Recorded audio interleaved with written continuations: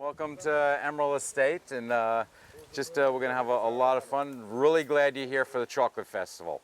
So we've been tasting a little chocolate. You've had some chocolate, but here's where we get into the earth of the chocolate, where it comes from, the cacao plantation.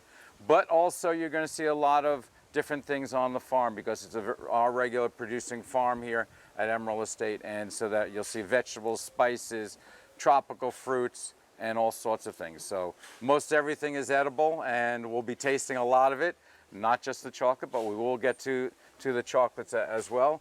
You've all met, hopefully, Jonathan. Okay, Jonathan, he's the brains of the outfit, okay? He's the guy who takes these fruits, vegetables, spices, and puts it into your breakfast, lunch, dinner, snacks, everything else that you have at the resort. So we've been having a lot of fun. No question is too silly, so please feel free, feel comfortable to ask. If anyone has any allergies to fruits and or vegetables, let us know so we don't put something in your face that you're not supposed to. But we actually do have a lot of different things going on here. You're actually standing, just to begin with, under a tropical tree. You can see them on the ground as well, but if you look up, that's a guava tree. Okay, so if you've ever had any guava or things we make guava with, a wonderful, sweet, aromatic, and we can. Yeah, if you find a yellow one, you can pick it. Okay, yeah. Anyone see? I was gonna say this morning I had guava juice and it was outstanding. That's different color than Hawaii. Like Hawaii, it's a pink, and this is more of a. Was it a green? Green or yellow? Yeah, it's a yellow flesh. It's a pink guava. Yeah. But it's the green skin, so that's why when they That's why blend the whole thing. Yeah. Anyone? Passion fruit, exactly. Okay, so this is a little passion fruit that we've got here. Ooh. Okay, so never mind looking, tasting, pass that around if you would. Just take a couple of seeds. There you go. Oh yeah. Now you got it. Now you got it. Look at that. Unbelievable. Here, let's pass that around if you haven't gotten. Just take a couple of seeds. Very refreshing. Jonathan, what's your favorite that we make with passion fruit? I would say the passion fruit and sesame glazed shrimp. I think Okay. it's one of my favorite. Yeah. That sounds Yeah. dynamite. Sounds It's just- good. It's just passion fruit, orange juice, ginger, and a little bit of sesame seeds. That's it. Is the farm exclusive to the property? Yes, this is totally ours. And we don't, share. come on in. No, sorry. It's all for you guys. Come on in. Okay, well, welcome to my organic grocery store. There you go. There's no cash register at the end. You just take what you want, taste it. Usually I have some olive oil and salt in my pocket when I come over here just to make sure, I can make a little vinaigrette as we go along. These here are actually our microgreens. So I'm not sure if anybody knows what a microgreen is, but it's actually a vegetable or an herb that only grows for 5 to 7 days, okay? And we use this to garnish the plates. Instead of putting your old famous sprig of parsley on the plate, we use these microgreens. So we have some micro bok choy here. This is also micro mizuna over there. And I think, but not sure until I taste it, I think that's micro arugula. Now, how are they supposed to know if we don't give them some taste? Here, let's plant. Okay, right out of the ground. As you can see, we picked that, and let me just slide by. Take just a little bit. Yeah, we use a little bit Just of don't eat the dirty compost and part. manure to fold into the. Okay, just the soil. leaf. But it's kind of a funky Just process. the leaf, when and they do you'll it, see how but the it does flavors are really become beautiful strong, after very a while. intense. The flavor It's on, right, actually on right all down of there. these. We're Here, gonna pass it on the way. just get a bite of the leaf itself. So this is very time consuming, as you can see, this type of thing. But the flavor and intensity is tremendous, and that's why we do the microgreens, because the flavor of a micro celery or a micro cilantro or micro basil has all the intensity of it, but tight and all in one little bite. So we do that in filling in the flavors, which is great. Jonathan, what you picking over there? All right, so forget about micro arugula. This is actually adult arugula. Okay. So give it a Let's little pass taste. that around. Yeah, I mean, isn't that cool? And you can just give it a smell first, and then Yeah. Crack it, smell it, just take the whole thing and just pass take it it on. and pass it on. A little bit of pepperiness, a Isn't that lot good? of flavor. Isn't that like, doesn't that like? Very mouth filling. You'll have a full mouthful as you Now, taste see the that. advantage of growing in soil versus what you'll find. You see in the States, you find washed 3 times on the package. It was never grown in soil, so it's never dirty in the first place. The benefit is number one, flavor and nutrients. Okay, the plant draws all the nutrients and the water out of the soil, and that's how you get that really awesome flavor. Right? So much going on to the right, huh? That's it. That's it. Yeah. So what Jonathan's not sharing yet is just this is where he comes to be inspired. Sure. So when you see these vegetables and green leaves and fruits, the inspiration of what we're going to make for a menu tonight, it's there. It's right there from the garden, and that's kind of what's shaped, and that's where we sort of put the flavors, the spices, the dishes together, what fishes are available. That's kind of how the thing works for us here. So these will be coming into the kitchen today. These are definitely all Ready to beautiful. Nice lucky ladybugs are here. Look at that. That's part of it. Come on down. Just beautiful. Look at that. Very lush. Very, very good. Delicious. Arugula. Here we got some red oak leaves that are growing, so we've got that. Some baby carrots are starting to come up. Not typical, these are sapphire, so the colors, we do little baby colored carrots. I would pull it, but you're not going to really see anything. They're a little too light at this moment, but we've got a whole bed here. And what we try to do is kind of rotate the stalks in so we have enough for a couple of days, and then we wait for the next one. It comes in a couple of days later. So that's kind of why you don't see this all planted out, because we actually only have a very small resort between Anse Chastanet and Jade.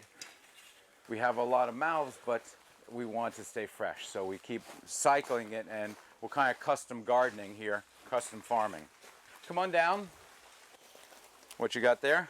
This is actually red cabbage. Okay, beginnings of some yes. red cabbage. And So what we do is we harvest the outside leaves before it gets too big. When you get this big, huge cabbage, the leaves get kind of woody. So we harvest these baby leaves, and you can eat them raw. So, and these are actually a lot better for you. In its micro stage or baby stage, that's when all the nutrients are flowing through because it wants to be bigger. So we don't actually, and getting the farmers to understand this, of course, as a farmer, you want to have weight. You want how big can this vegetable get. But when it gets that old, it's the flavor's not really good. It's kind of neutral. This is the stage where you want to harvest. this is one of our favorites down here on the wall. See, nothing goes unused. Okay, so kind of neat. Come on down over here and you'll see it.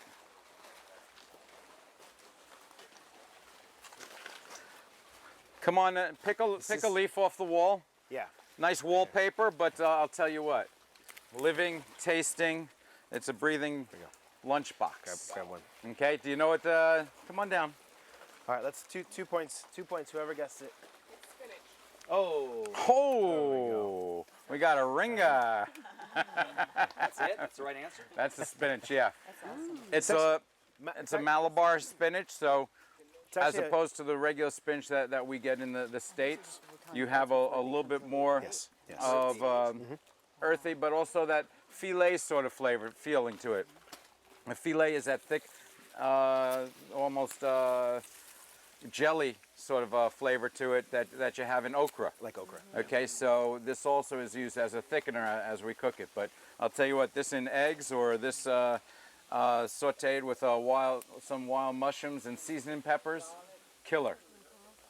Garlic and spinach, yeah. I actually call this, you buy like this huge bag of spinach, and then what happens when you put it in your pan? It gets to like, you have this monster pound of spinach, and then it gets like this big.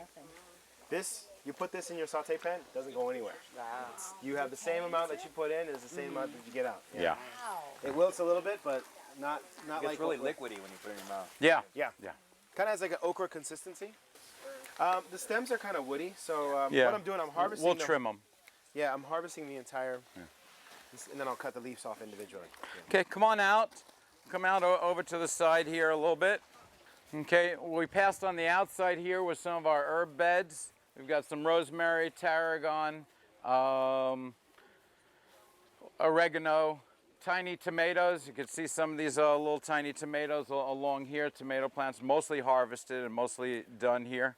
But we've got the little types of, about 3 different types of cherry tomatoes all along here. Okay, hey, how are you? Hello, how are you? Good boy. Okay, all right, now leave me alone. Good. All right, so over here on the soft side here, we've got some plantains and bananas growing. Over through actually are some more, and we'll go around there and we'll see some papayas. There's actually papaya actually straight behind you, so you can see what papaya looks like there coming out, and that's a very happy papaya tree. That's a very happy tree there. So he's getting the nutrients really well. This here in front of us is actually a cinnamon tree. Come on down. Okay, so this is what a cinnamon tree looks like. And locally here, we use a lot of these, which are the leaves, although if you'll take and pass it around and just crack it and smell it. Crack it like that. Crack and smell. And smell it. Okay, cinnamon teas, herbal teas that are made here.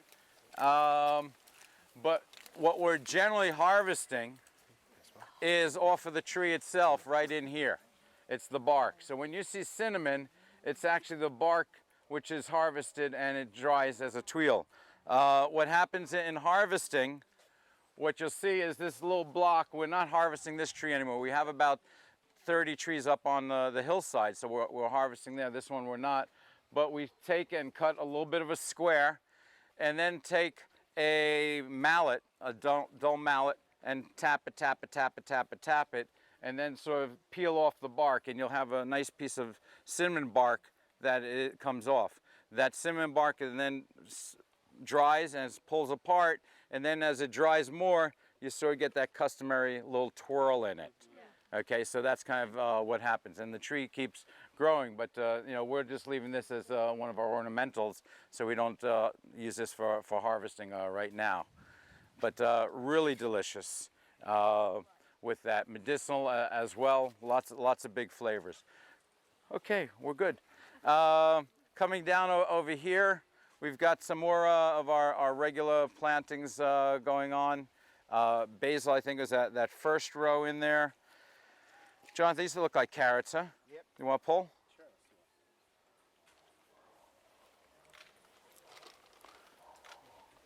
Sure. Okay.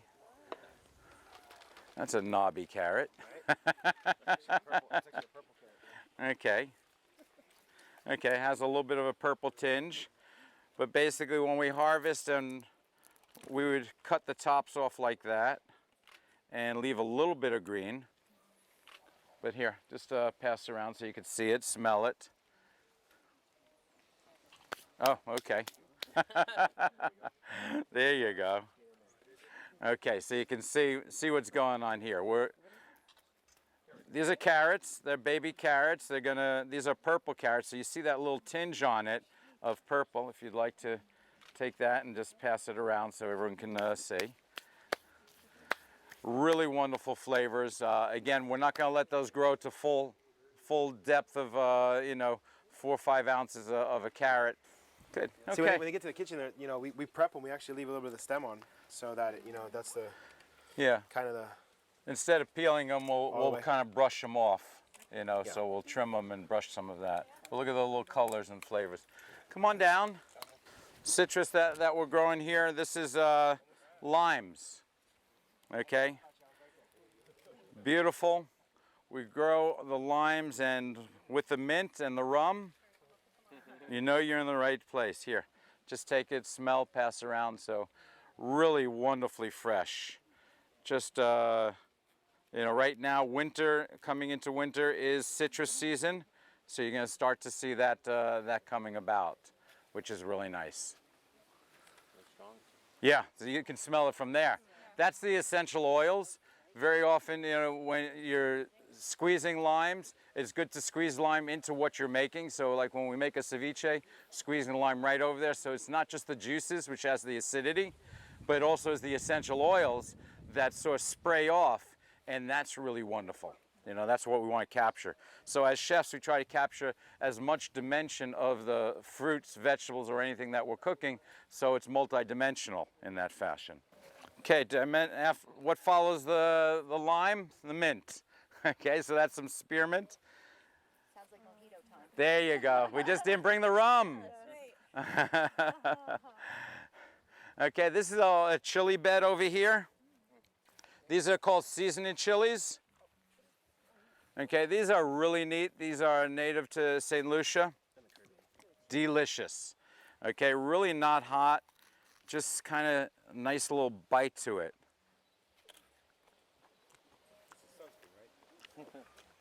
Anyone? Just take a little bit and tear off. It's not a hot chili, it's a sweet chili, but in like a ceviche, or if you put them in your omelet, it's really one of my favorites to go into the omelets. It's delicious. I love it. Just a little bit of heat, but just some very nice interest in the chili, almost citrusy chili sort of flavor. We do have hotter ones. In general, stay away from the ribs and the seeds on them, but this is one of our plantations on. You can see how many mojitos we're going to be serving. Oh, yeah. So talk about farming in paradise. Look around you. I mean, just look around where we're at on this little plateau in the mountainsides here. It's just fantastic. And what are you going after? I'm going after this local fruit Which is? called soury. It's like Sour Patch Kids on steroids. You gonna bring some back for us to taste? Yeah. Okay. How's that soury? Yeah, let's take this out.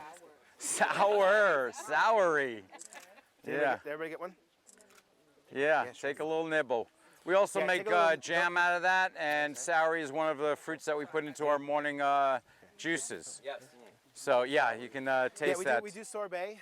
We do barbecue sauces, anything that vinaigrettes. Pickle it. Pickling it is really nice because it's salt and sour is really good. A sorbet would be fantastic. Yeah. The sorbet comes out really good. I love salad. Here's another fruiting tree. Suriname cherries.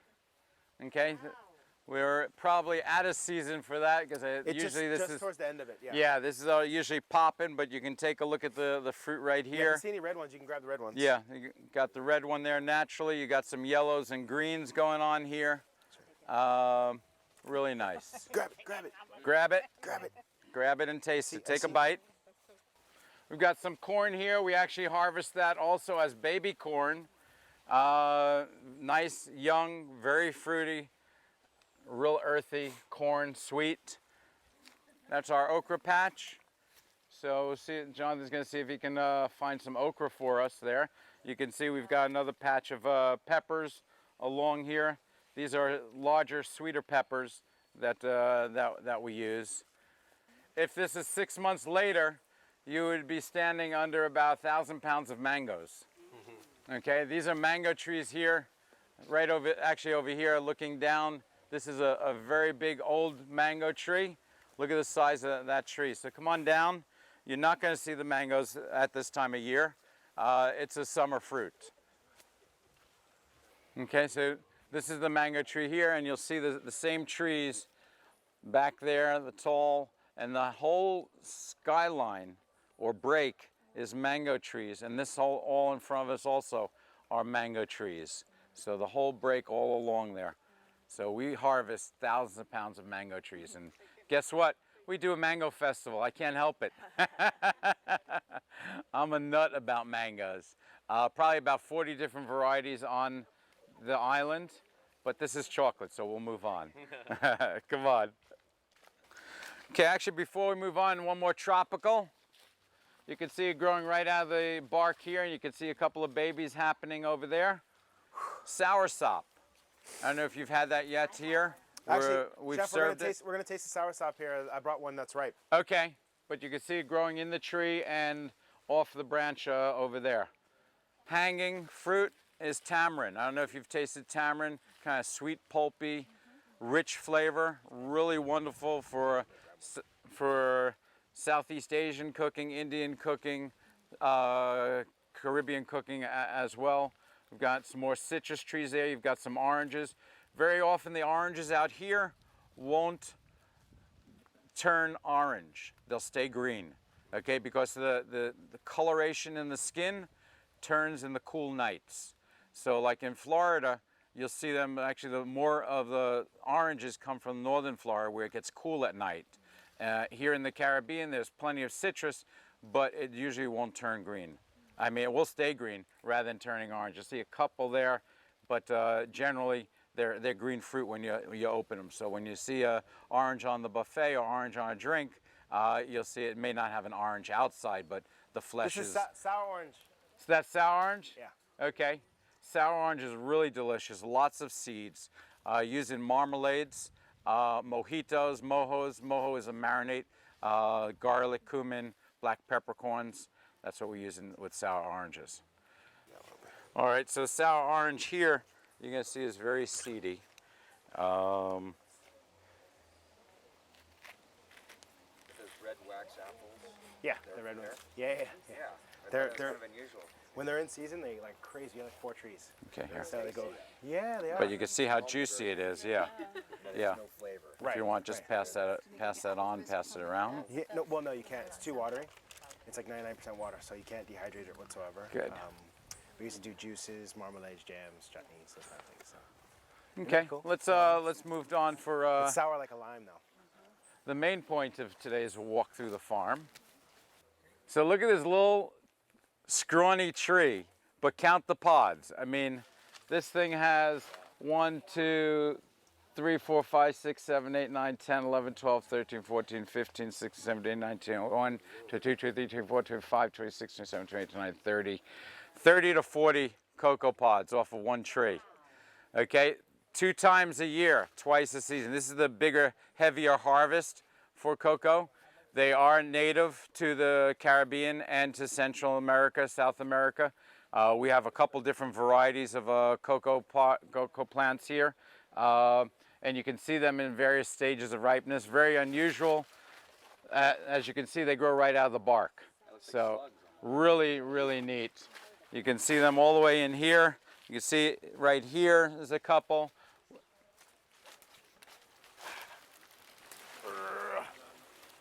No. Oh, here we go. If it doesn't flop off, it's not ripe. This one here. This one's good. You got it? Yeah. Okay, here. Here we go. Okay. That's how we do it in St Lucia. We just whack it. Go ahead, whack it. That's how we roll. He's a wacko. That's how we roll. Oh my God. There you Kinda go. like Fear Factor. Alien. Fear factor. No, we got to taste those. Yeah. Wow. Okay, here's what you came to taste. You know, it's kind of funny because, you know, it's like Halloween right now, but it smells like pumpkin, like carving out the pumpkin seed. So there's a few in there you can just grab. You want me to demonstrate? I'll demonstrate. So It's more like a sucking candy than a chew through chocolate. Yeah. Okay, you're not going to get any chocolate remnants there. It's like a citrusy so sucking candy. Don't bite in the seed or anything. But Here, got one here. No, it's okay. I had it last night. yeah, Oh, did you? Okay, I'll take one.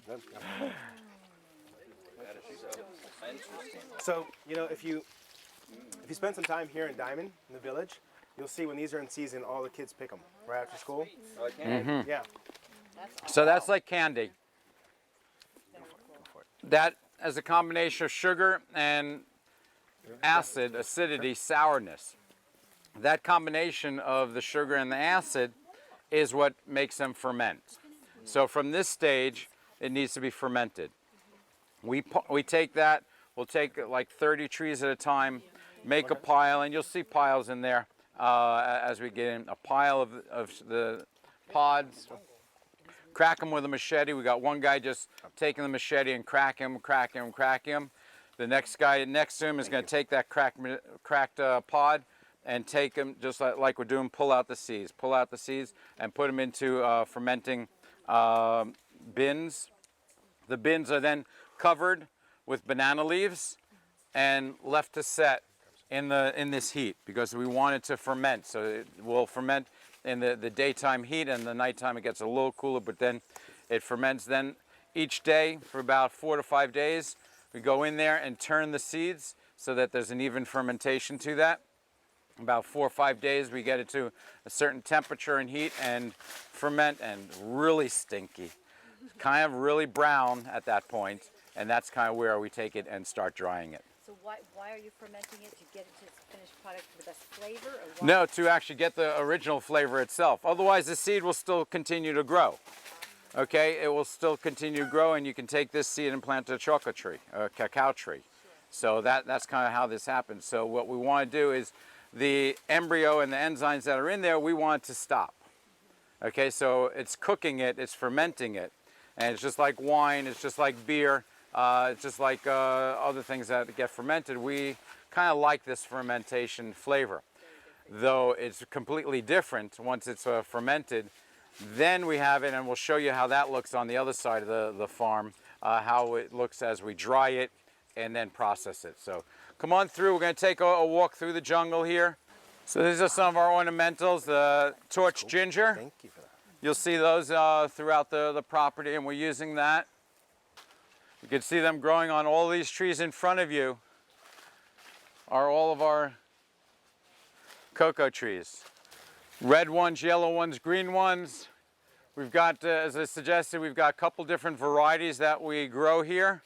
We have the Criollo, the Trinidadian, and then there's some hybrids. Okay, right now the harvest is getting ready, and it's going to be mostly Criollos that we've been harvesting.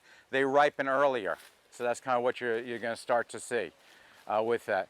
Over here is something very interesting. Come on over here. This over here, anyone care to guess? It's not like a snap pea? No, not quite. Okay, come on in, guys. How about vanilla? Oh my God. That's a wild orchid, a vanilla plant. Wow. Okay, if you actually take a look for a moment, you'll see them through, because they actually grow really close to each other. This one's a traveling vine. Vanilla actually is very difficult to, not the plant is easy. The vanilla bean has to be hand fertilized. So at the right time of day, the right temperature, it has to be fertilized, and then the flowers grow. So you may see a couple that we've been working on. You can see the nice array over there. You may see it as we look through it, but mostly these go unfertilized, and so that the seed, just But it naturally gone. grows around this tree, or did you guys? We've planted it, but it grows very happily here, as you can see. Look how happy the plants are, and you'll see them grow. So it grows in the same climate, the same altitude, all of that with the vanilla. And again, the vanilla, once you pick the bean, guess what? It has to be fermented. Who came up with this? I don't know. I don't know how they figured out that this has to be fermented. That has to be, you know, sort of tended to after it's picked as a fruit to get that full flavor, to get that wonderful ambrosia from the chocolate, from the vanilla. Works really nice. So again, you can see this is only a small grove. We probably have about 300 or so trees in this grove, but we actually have 1,000 cacao trees as we go up the hill, which we're not going to do too much of, How big nor is it, down the whole- hill. whole estate? About 30 acres. Yeah. So we're going to continue traveling on. We'll go back up to the roadside here. This is actually the end of the rainy season, so we still have a little bit of rain, but we also on the edge of a rainforest here, so that coming off of the mountains towards the sea, the rainforest ends, but we still have a lot of rain, which is good. But then now as we get into winter is our dry season. And so that you'll see all just sun and clouds for the next 3 months. You can see how vibrant things grow. Here, for example, coconut fell from the tree, and you got a palm tree. You can see them. You can see them. You can see them over there as they're growing. We're standing under a mango tree. Again, you're not going to see mangoes this time of year, but you can see it's part of the shade environment, because what you want is some shade cover to make sure that the beans grow. You can see the cocoa beans coming up over there. We also have a couple of coffee trees. We grow a little bit of coffee.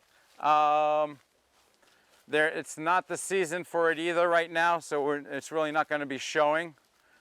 But we do have a couple coffee trees on the property. Look at the size of fruit going on those tiny branches. I mean, the volume of fruit, the weight of that fruit that we've got there. Wow. That's a criollo. That's amazing. And lots of wonderful coloration on these. I mean, look at this. Look at that. Oh, wow. That volume of production right there. Yeah.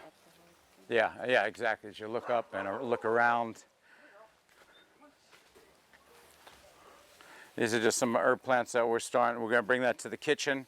We do a little bit of outside gardening right at the kitchen as well, just so we can clip and use them. Flavoring butters, flavoring olive oils.